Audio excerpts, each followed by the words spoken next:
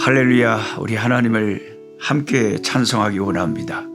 하나님께서 오늘 또 우리에게 이 세상에 살 수 있는 생명을 주시고, 하나님께서 저같이 아프리카에 살든 한국이나 또 미국이나 두바이나 일본이나 어디에 사시든 주님과 함께 사는 삶이 복되다 하는 것을 고백하면서 2022년 11월 25일 금요일 꿀송이 보약 큐티를 시작하겠습니다. 오늘은 데살로니가 전서 말씀을 읽겠습니다. 데살로니가 전서 1장에서 5장까지입니다.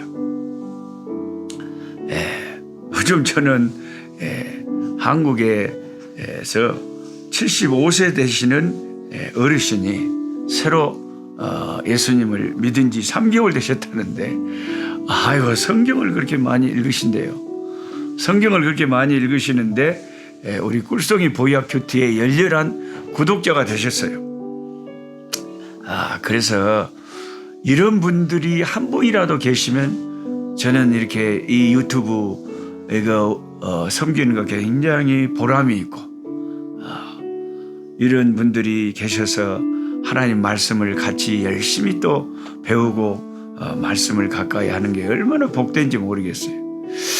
교회 다니고 예수 믿은 지 3개월 되셨다는데 일주일에 수백 장의 성경을 읽으시고 말씀을 그렇게 가까이 하신다니까 얼마나 참 아름다운 일인지 모르겠습니다.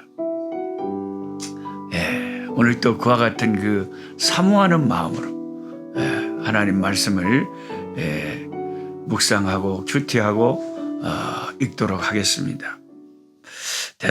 데살로니가는 고대 그리스의 마케도냐 왕국에서 가장 인구 밀도가 높고 번창하는 도시였다고 합니다. 그럴 수 있었던 것은 다음과 같은 두 가지 특징 때문이었다고 하는데요. 하나는 그 도시는 에게해에서 가장 훌륭한 자연 항구에 세워졌고, 위치도 로마와 아시아를 연결하는 주요 도로가 지나는 곳에 있었습니다. 이렇게 배경을 알고 성경을 읽는 게 상당히 도움이 됩니다.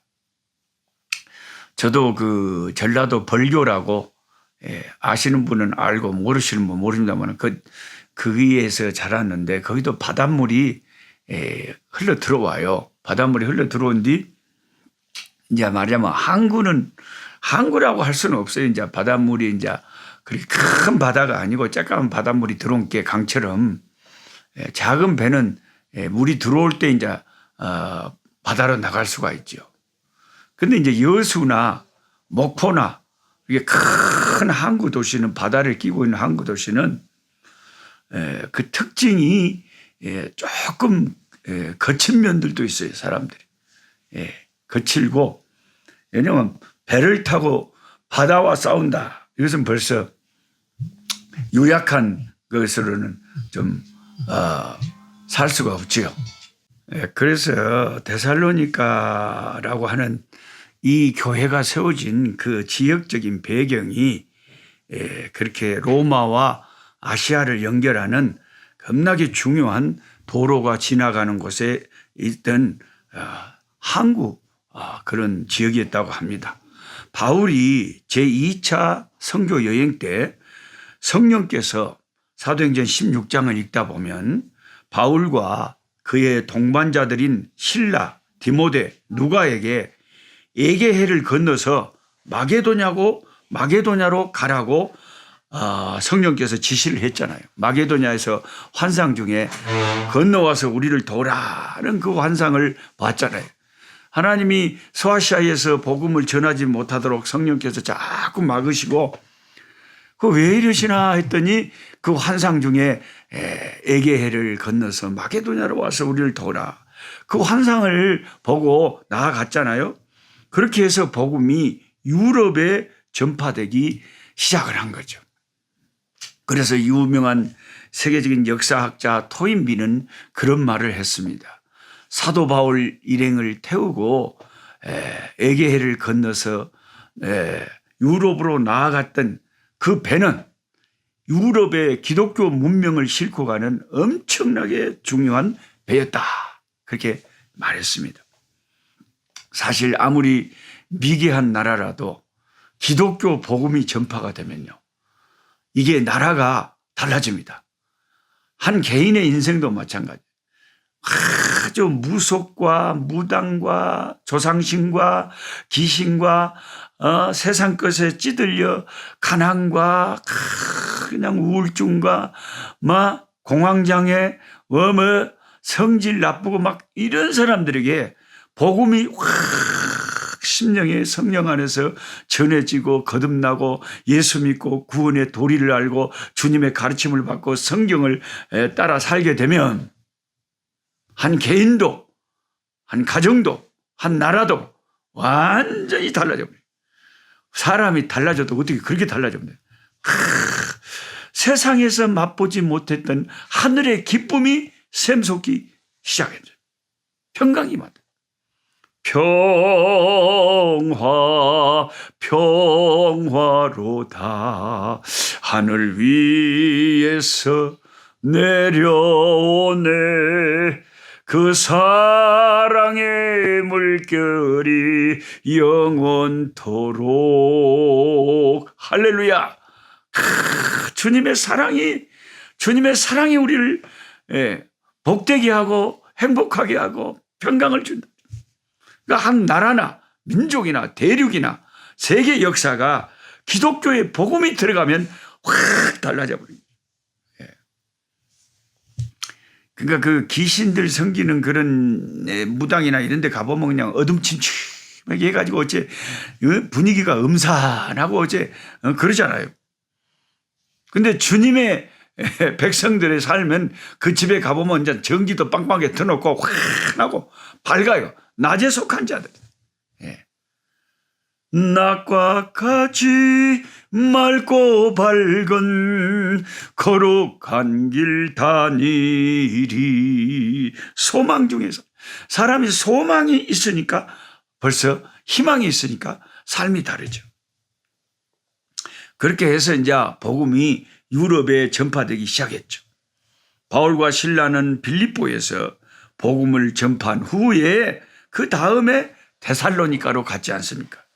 바울은 실라와 함께 데살로니가에서 열심히 전도했으나 유대인 지도자들 때문에 방해를 받아서 그 도시를 떠날 수밖에 없었습니다. 이게 사도행전 17장에 그 상황이 나옵니다. 후에 디모데는 바울에게 데살로니가 성도들이 박해에도 불구하고, 그러니까 그 교인들도 얼마나 박해를 많이 받았겠습니까? 충실히 남아 있으며 그들의 의로운 영향력이 널리 퍼지고 있다는 소식을 전했습니다. 데살로니가 개종자들은 복음을 받아들인 첫 유럽인들에게 속하며 빌립보 다음으로요. 그 이유 때문에 그들은 결국 박해를 받게 되는 거죠. 우리 한국에도 처음에 예수 믿은 사람들, 처음에는 천주교가 먼저 들어왔는데 신유사옥, 기회사옥 해가지고 우리 한국에는 수많은 예수님 때문에 순교하고 피 흘린 순교의 피가 가득한 곳이 우리 대한민국입니다. 처음에 예수 믿는 분들이 그렇게 목숨을 바쳐가면서 예수님을 섬겼죠. 그들은 예수님의 재림에 대해서 또 데살로니가 교인들은 많이 궁금해했습니다. 예수님의 재림에 대해서. 왜냐하면 사도 바울이 주님의 재림이 곧 임할 것이다 라는 뉘앙스를 풍기는 듯이 바로 주님의 재림을 사모하라고 말하나다 많이 초대교회는 그렇게 했기 때문에 그 당시에 성도들은 주님이 곧 오실 줄 알았죠. 그럼 여러분 중에 어떤 분들은 그러면 그거 곧 오실 줄 알았더니 왜 그렇게 예수님이 안 오시고 시방까지 안 오신답니까? 근데 어떻게 생각해 보면 그것이 감사하지 않습니까? 그것 때문에 저와 여러분이 시방 예수 믿게 된 거 아닙니까? 예수님이 진작에 아브라함이라면 그럼 우리는 어떻게 합니까? 더 구원받아야 될 한 영혼이 한 명이라도 남아있다면 주님은 그 한 영혼까지 다 구원하시고 구원의 방주인 노아의 방주로 다 들어온 다음에 이제 심판을 시작하시고 주님의 재림이 임해야 되지 않겠습니까? 네. 아직 안 탄 사람이 있다 이 말이에요. 구원의 방주에. 그 모든 택함받은 백성이 구원의 방주에 탈 때까지 주님이 기다리고 계시는 것. 얼마나 감사합니까? 이런 배경 속에서 사도 바울은 데살로니가에 두 번의 편지를 씁니다. 데살로니가 전서하고 후서죠. 그들에게 편지를 보내서 격려하고 환난 중에 있는 그들에게 힘을 주고 예수 그리스도의 재림과 관련해서 그들이 한 질문들을 설명합니다. 데살로니가 전서의 주요 주제 중 하나는 재림, 주님의 재림. 재림 나팔 소리 진동하며 세상 끝날 때 예수 영광 중에 구름 타시고 할렐루야. 예수 안 믿는 사람들은 뭐 예수님이 손오공이냐 구름 타고 오시게 뜬구름 잡는 소리 하지 말아요. 뭘 그런 걸 믿어.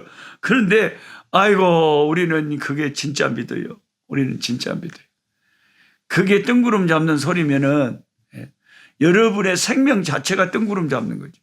우리의 생명이 실제인 것처럼 우리의 생명을 있게 하신 하나님 성부 성자 성령님도 실제인 거예요. 절대 뜬구름 잡는 이야기가 아니에요. 예수님은 재림 때 의인들, 즉 과거에 죽은 성도들이 재림에 참여한다는 것에 초점을 맞추면서 데살로니가 전서에 쭉 설명합니다. 네. 그러니까 예수님이 공중에 재림하여 나타나시면 이미 죽었던 자들이 있잖아요. 그 육체가 그리 시방 무덤이 있는 사람들 있고 뭐 바다에서 죽었거나 뭐 공중에서 죽었으면 무덤이 없는 사람도 있지만 그 무덤이 아무 상관이 없어요. 하나님은 처음에 아무것도 없는 데서 있으라 하심에 있었기 때문에 무덤이 상관이 없어요. 근데 주 안에서 예수 믿고 이미 그 육체가 죽은 자들은 그 육체를 주님이 오실 때 다시 살리신다. 그들을 먼저 살리시고 그럼 살아있는데 지금 주님이 오늘 우리에게 오셨다 공중에 그러면 우리는 공중에 변화돼서 공중에 들려 올라가서 주님 영접하게 되도록 천사가 우리를 이끌게 된다는 것입니다.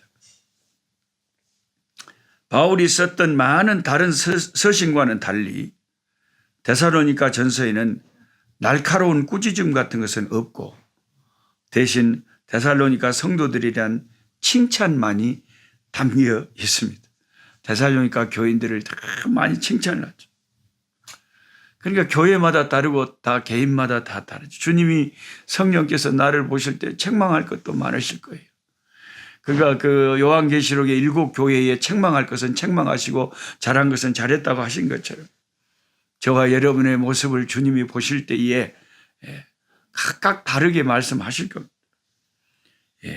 저와 여러분도 예수님께 이런 칭찬받는 데살로니가 성도들처럼 되도록 오늘도 주 앞에서 은혜로운 삶, 경건한 삶, 주의 성령과 동행하는 여주 동행이라고 그러잖아요.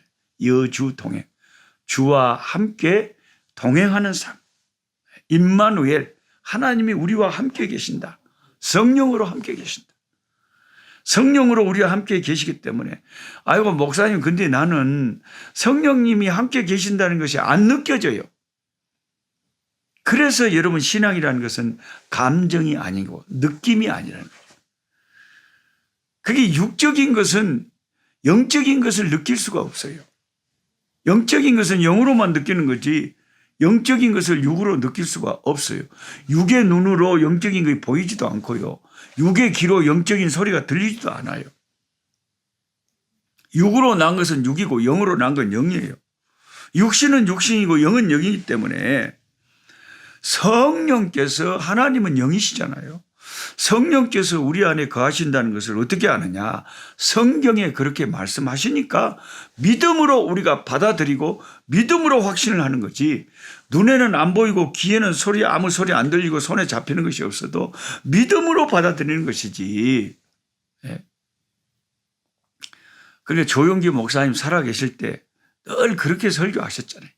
여러분 우리의 눈에는 아무것도 보이지 않냐고, 귀에는 아무 소리가 들리지 않냐고, 손에는 잡히는 것이 없어도 믿음으로 나아갈 때 주께서 역사하시는 것입니다. 그렇게 늘 설교하셨잖아요. 그러니까 아유, 목사님, 나는 성령님이 나와 같이 계신가 안 느껴지고, 전혀, 실감이 안 나요. 그러니까 우리는 항상 말씀 중심의 신앙이라는 거죠. 말씀에 그렇게 써져 있으니까, 주님이 날 사랑하신다고 써져 있으니까 내가 믿고, 성령께서 믿는 자와 함께 계신다고 써져 있으니까 우리가 그걸 받아들이고, 그것을 받아들이는 게 믿음이죠. 진리를 받아들이는 게 믿음이지 뭐가 믿음인데. 성경을 그대로 받아들이시고 신뢰하시고, 육신의 어떤 것에 느껴지지 않더라도 믿음으로 받아들이는 것. 이게 믿음이 중요한 것입니다. 성령님 우리와 같이 계신다. 임마누엘 함께 계신다. 이 사실을 붙잡고, 요즘에는 재림에 대한 설교도 목사님들이 잘 안 하려고 그래요. 그래서 우리가 성경을 창세기부터 계시록까지 우리가 1년에 계속해서 균형 잡게 전체를 계속 읽는 이유는, 우리가 편식을 하게 되면, 맛있는 음식만 자꾸 먹게 되면 몸이 건강하게 자라질 않아요. 배만 뿔쭉 나와본달지, 당뇨가 생겨본달지 안 좋아요. 육신의 건강뿐만 아니라 영의 건강도 똑같은 거예요. 내가 좋아하는 설교 스타일, 아이고 목사님 그런 설교 좀 해주세요. 나 요즘 형편이 어려워서 아이고 어떻게 하면 돈 잘 벌고 부흥하고 번창하고 잘 되고 복되고 막 그런 것 좀 해주세요. 그런 것만 자꾸 하다 보면 이빨 썩어버려요. 그런 교회가 있어요. 미국에 휴스턴에 가면 잘 되는 나, 긍정적인 나, 조엘 오스틴 목사님이라고. 저도 그 교회 예배 드려봤지만 진짜 예배가 꼭 뭐 상품화 되어 있는 것 같아요. 상품. 그러니까 돈이 많은 부자 교회라서요. 벌써 탁 서비스를 그냥 탁 하는 것이 가공적으로 느껴져요. 자연스러운 게 아니라. 그래서 예배 시작 몇 분 전입니다 하고 탁 화면에 떠요. 그때는 무대도 없이 캄캄하니 앞에 있어요. 그래가 시간이 딱 되잖아요. 그러면 무대가 밑에서 짱짱짱짱 뭐 세계적인 가수들 막 공연하듯이 무대가 쫙 위로 또 올라오면서 조명이 쫙 비추면서 차차작 이제 악기 소리와 함께 찬양이 막 이제 시작되는 거예요. 그래가지고 주로 설교도 잘 되는 나, 긍정적인 나, 성공한다, 잘 된다. 그래서 참 기도도요 꼭 상품처럼 상품화된 것 같더라고. 교회가 꼭 그냥 서비스 같아. 기도 제목 인상 기도 받기로 오는 사람들요 다 줄 서요. 줄 서는데 그것도 목사님이 그 많은 사람 다 해주는 게 아니고 다 교회 이제 교인들 훈련시켜가지고 다 여기저기 세워가지고 다 한 사람 한 사람 교인들 기도 제목 갖고 기도해주고. 그래서 어떤 한국 집사님이 저를 그 교회에 데리고 가신 집사님이 내가 아이고 참 이게 너무 이런 것만 좋아하면 이빨 썩는데 그랬더니 그 양반이 엉뚱한 이론을 말하더라고요. 아니 목사님, 아니 병원도 다 다른 병원이 있지 않습니까? 산부인과가 있고 외과가 있고 내과가 있고 이비인후과가 있고 다 그렇지 않습니까? 그러니까 아기에 관계된 것이면 산부인과로 가야 되고 배가 아프면 내과로 가야 되고 수술을 하려면 외과로 가야 되는 것처럼 교회도 이렇게 특징이 있어가지고 저 교회 가면 맨날 잘 되는 것만 가르쳐주니까 그런 것이 필요한 사람은 저 교회 가고 그런 거 좋지 않습니까? 골라 먹게. 아따 진짜 이렇게 생각하는 분도 물론 사장님이신데 사업가적으로 교회를 이해를 하고 또 그런 것에 맞추어서 현대인들의 비유에 맞추어서 교회도 그렇게 하는 걸 보고 야 과연 이거 주님께서 좋아하실까? 이게 과연 성경적인 교회인가? 뭔가 저는 내 영적인 감각으로는 이게 아닌 것 같다. 성령께서 자연스럽게 성령이 주도하는 예배, 성령이 주도하시는 교회, 성령이 역사하시는 교회가 돼야지. 인간들이 뭘 찍어내듯이 돈 가지고 상품화시켜서 예수를 판다. 이거 정말 저는 사람들이 좋아할지라도 그러면 그 사람들이 어떻게 정말 자발적으로 성령의 인도하심을 받고 살아갈 수가 있겠는지 저는 심히 안타까운 생각이 들었습니다. 하나님 아버지, 오늘도 감사합니다. 주님의 말씀을 사모하는 귀한 심령들과 함께 아버지 하나님, 매일매일 한 700여 명이 이렇게 유튜브를 통해서, 꿀송이 유튜브를 통해서 함께 성경 공부하고 말씀을 배우고 또 스스로 말씀을 읽으면서 1년에 1독씩 할 수 있게 복 주셔서 감사합니다. 이 혼란스러운 마지막 때에 말씀을 매일같이 가까이에서 우리 영혼의 양식이 되고 마귀 사탄에게 아버지 싸워 이기는 날선 검이 되고 무기가 될 수 있도록 주님 우리의 믿음을 굳건하게 세워 주시옵소서. 아버지 하나님, 모든 가정마다 함께 성경 공부하시는 분마다 아버지 자녀 문제, 재정 문제, 건강 문제, 여러 가지 세상 살아가면서 관계 문제 어려움을 당하는 분들이 있습니다. 하나님 불쌍히 여겨 주셔서 주님이 주시는 힘으로 잘 감당할 수 있도록 도와 주시옵소서. 예수님의 이름으로 기도하옵나이다. 아멘. 약한 자 힘쓰고 강한 자 바르게